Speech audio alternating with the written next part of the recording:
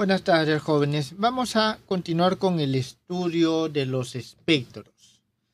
La clase anterior habíamos hecho los espectros de los pulsos rectangulares, los pulsos triangulares, tanto cuando eran periódicos como eran individuales. Y los pulsos, unos obteníamos discretos, otros continuos. Entonces, nosotros vamos a decir lo siguiente. En primer lugar, la duración de un pulso. Aquí. La duración de un pulso, esta es una imagen de la clase anterior. Nosotros teníamos este pulso rectangular. ¿Está claro? Este pulso rectangular individual. Nosotros llamamos duración del pulso al tiempo donde podemos decir que está más concentrado el pulso. ¿Está bien? Se denomina duración del pulso al intervalo de tiempo, vamos a llamarle delta de t, a lo largo del cual el pulso, es decir, el valor, es significativamente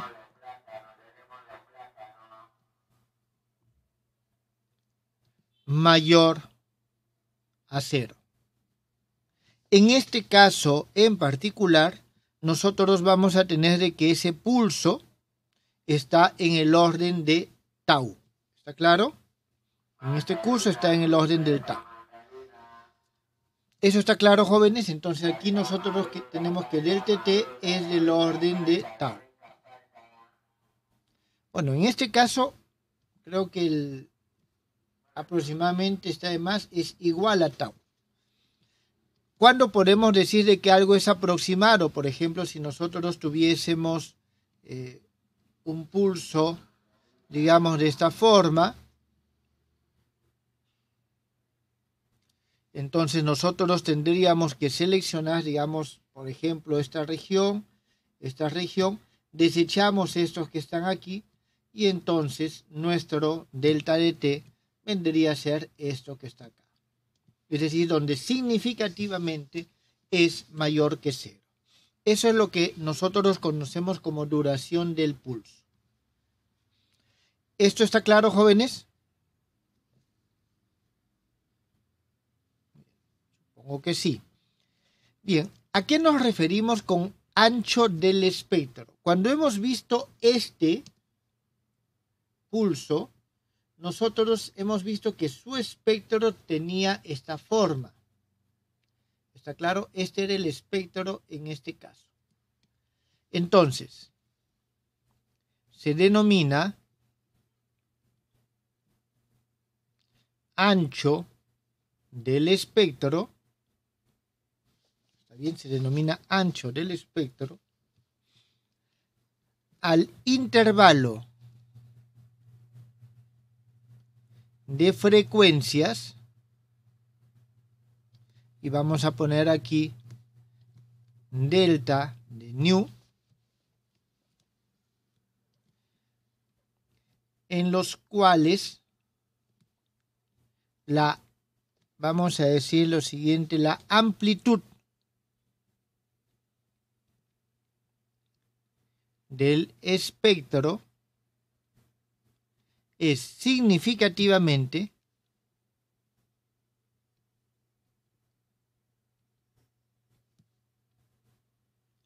diferente de 0.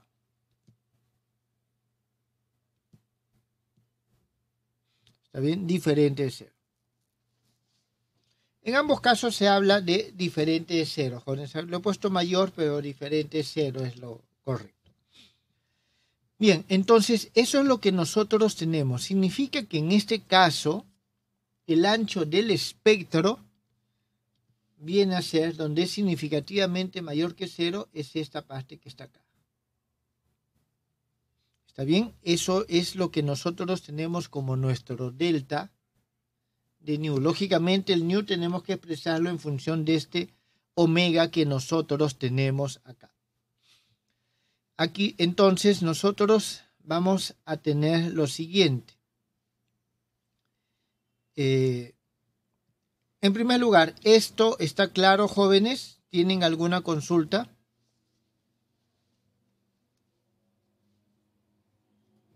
Profe, sí, una duda. La función de arriba del pulso, ¿qué nos representa, profe? ¿Cómo lo puedo entender? A ver, eso tú lo puedes entender como lo siguiente. Imagínate que tienes un equipo, ¿está bien? Es tu equipo. Que tu equipo genera corriente continua. O imagínate el timbre, un timbre en una casa, ¿está claro? Tienes tu botoncito. Cuando tú lo aprietas, o sea, antes que lo aprietes es 0. Cuando tú lo aprietas, emite un sonido. Si lo mantienes apretado constante y dejas de apretar y después es 0. ¿Está claro? Entonces es una señal de esa forma.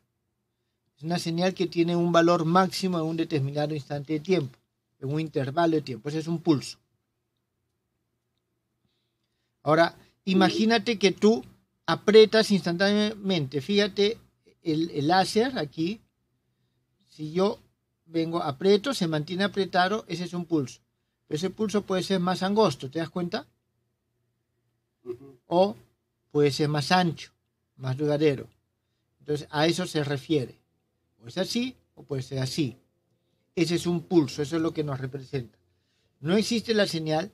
Ahora, si somos rigurosos, nosotros vamos a tener algo así. Es decir, esto viene, no es inmediato, sube, tiene una curva, viene por acá y de nuevo baja y tiene una curva.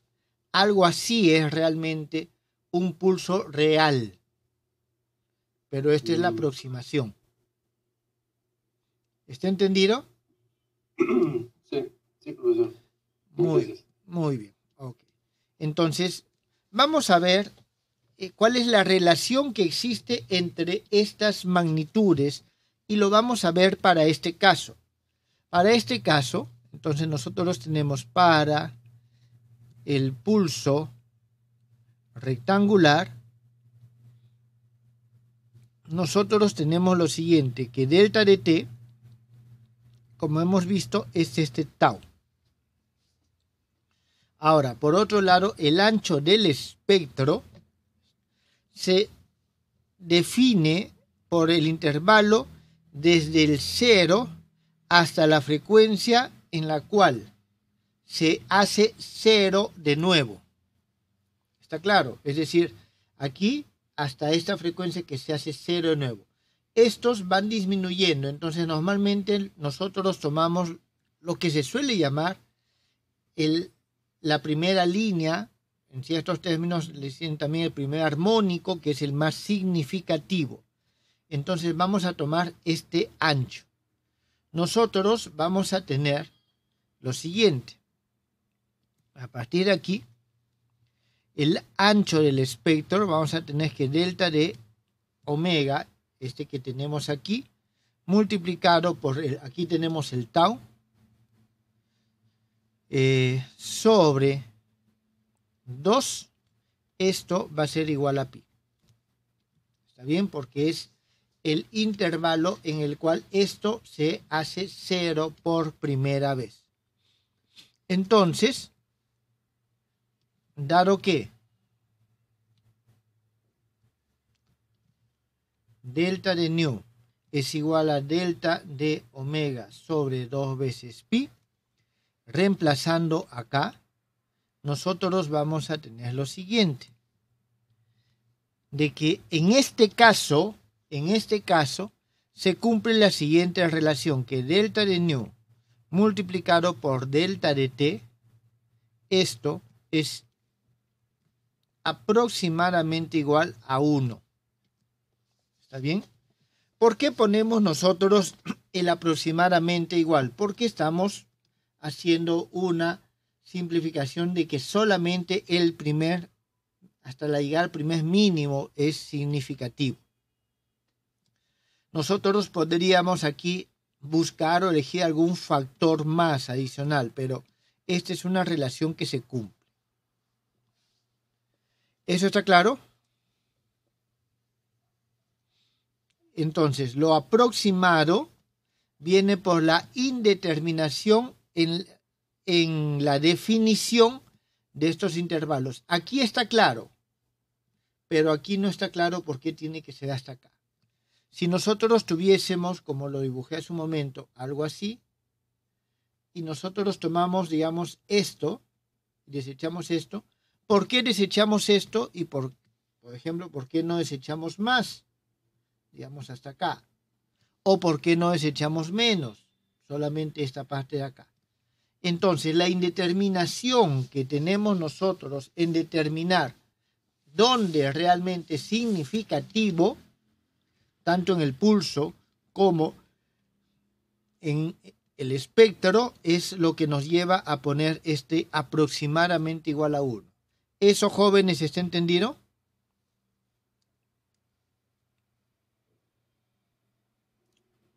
Sí, profe. Muy bien. Entonces, esta es la relación que existe entre la duración del pulso, cuánto dura, y el ancho de su espectro. Este es bastante importante porque nos dice lo siguiente, que si el pulso es muy pequeño, entonces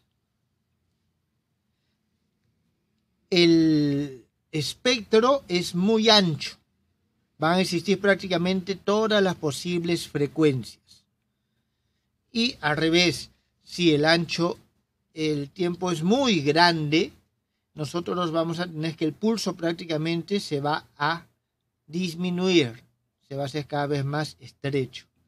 Y esto tiene mucho que ver con la conocida relación de incertidumbre de Heisenberg en la mecánica cuántica. ¿Está claro? De aquí se deduce rápidamente, teniendo en cuenta, y esto es un adelanto, de que E es igual a h nu, entonces multiplico por h a ambos lados y tenemos que delta de E por delta de t es aproximadamente igual a h. Entonces esta justamente es la relación de incertidumbre. El aproximadamente, vuelvo a repetir, es debido a la indeterminación o la incertidumbre en la definición tanto del ancho del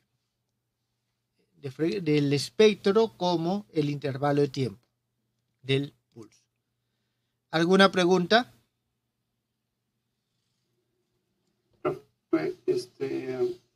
Ese pulso que usted menciona al inicio, puedo entenderlo como una señal eléctrica, ¿verdad? Así es. Claro, como que se dan, ¿no? Siempre. Uh-huh. Ya, pero los espectros que se forman luego, ¿cómo están asociados a frecuencias? Y eso también lo puedo asociar a ondas electromagnéticas, ¿no? ¿Cómo lo entiendo, no? Esos espectros que se forman desde un pulso eléctrico. Lo que pasa es lo siguiente, si nosotros aplicamos la serie de Fourier acá, ¿está bien? Nosotros vamos a tener, a ver, una primera que va a ser senos, digamos, entre estos, y va a ser algo así. El segundo, este es con el primero, el segundo que se forma aquí es algo que viene así.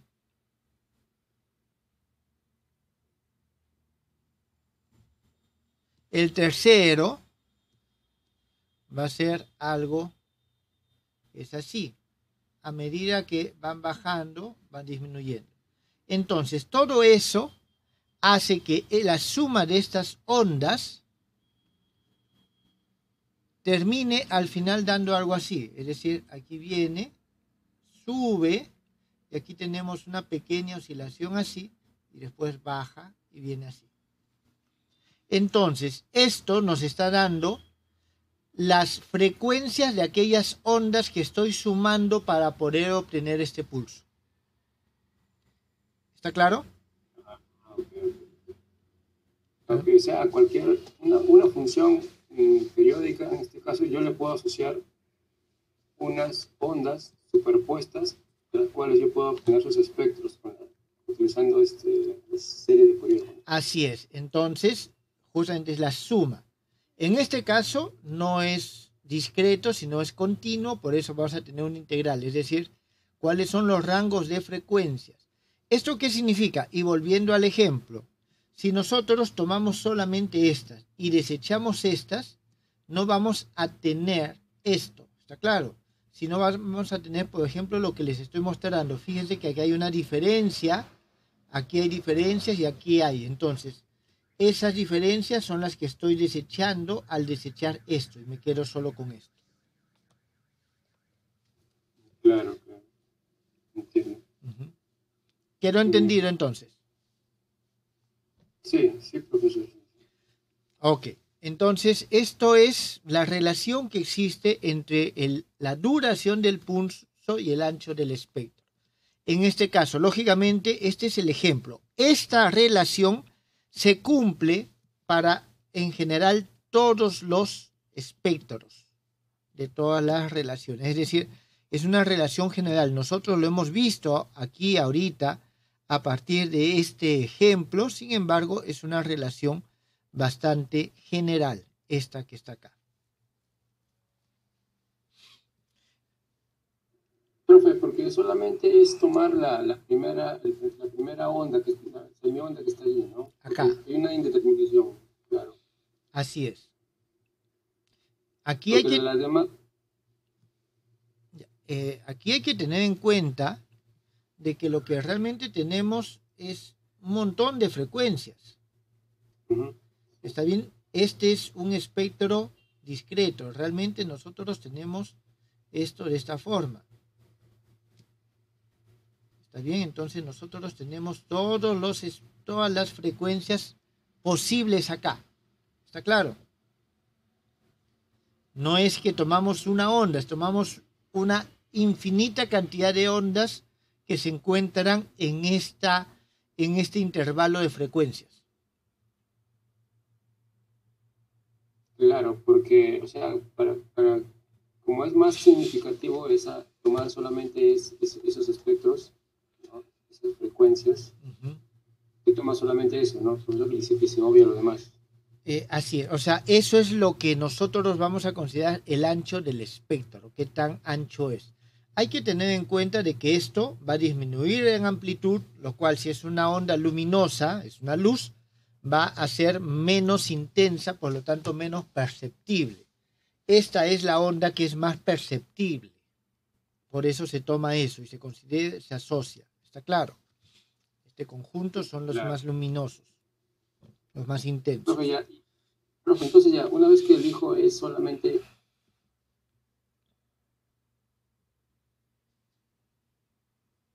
¿Sí? Onda de mayor área, ya.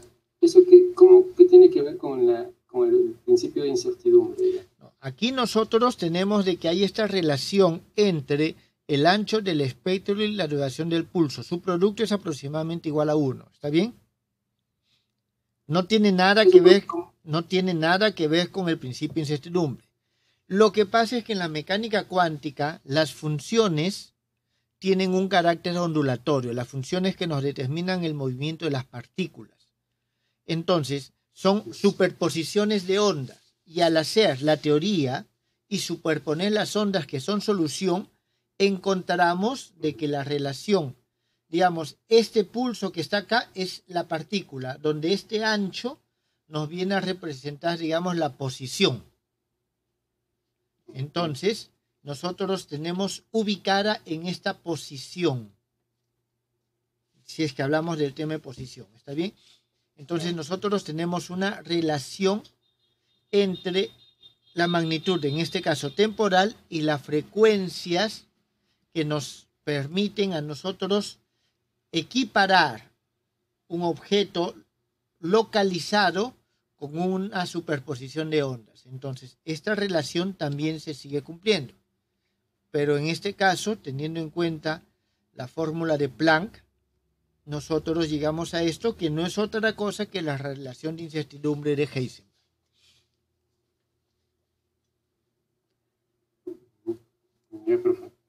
Sí.